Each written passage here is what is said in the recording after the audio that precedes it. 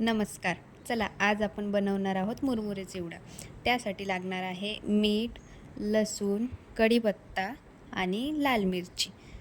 त्यानंतर आपण घ्यायचं आहे मार्केटमधून आणलेला चिवडा. हा चिवडा तुम्ही रेडीमेडचा तुमच्या अंदाजाने घेऊ शकतात. त्यानंतर मी घेतलेले आहेत मुरमुरे.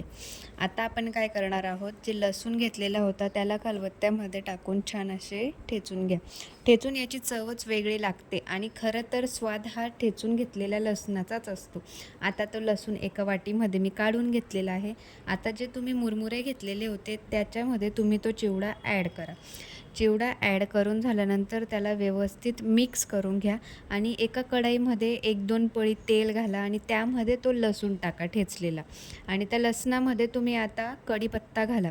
कढीपत्ता आणि लसूण हे दोघं चांगले असे कुरकुरीत लालसर होऊ द्या तेलामध्ये. थोडा वेळ त्यांना त्या तेलावर कमी आचेवरच होऊ द्या. त्याच्यामुळे त्याची चव पण छान येते आणि खरा स्वाद हा त्या लसणाचाच असतो. आणि हा चिवडा असा आहे ना, की तुम्ही जो करून ठेवला तर स्टोअर पण करून ठेवू शकतात आणि तो तुम्हाला केव्हाही जेव्हा तुम्ही जेवणाला बसलेले असणार किंवा तुम्हाला जेवण करण्याची इच्छा नसेल, तेव्हाही तुम्ही एक टाईमपास म्हणून किंवा तोंडाला चव येण्यासाठी वेगळं काहीतरी खायचं असतं म्हणून तुम्ही हा चिवडा नक्की करून ठेवा घरामध्ये. तर मी पण तसंच करते, की जेव्हा केव्हा बाळासाठी लागत असलं तर असं काहीतरी कुरकुरीत करून ठेवलं, की बाळ पण आवडीनेच खातात. आता काय करा, तुम्ही जे मुरमुरे आणि चिवडा एकत्र केलेला होता ते त्या कढईमध्ये ॲड करा. कढईमध्ये आता तुम्ही तुमच्या अंदाजाने टाका. कढई मोठी असल्यामुळे जर तुमचं सगळं एका याच्यात बसत असेल तर ठीक, नाही तर मग 2 याच्यात तुम्ही वेगळ्या-वेगळ्या ठिकाणी करा.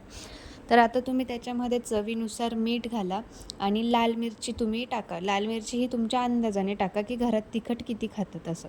त्याच्यानंतर आता याला व्यवस्थित मिक्स करून घ्या आणि कुरकुरीत होईपर्यंत हे कमी आचेवर होऊ द्या आणि खाऊन बघा. मग तुम्हाला कळेल कुरकुरीत झाले आहेत की नाही आणि तुम्ही बघू शकता छान चिवडा तयार झाला. चलो.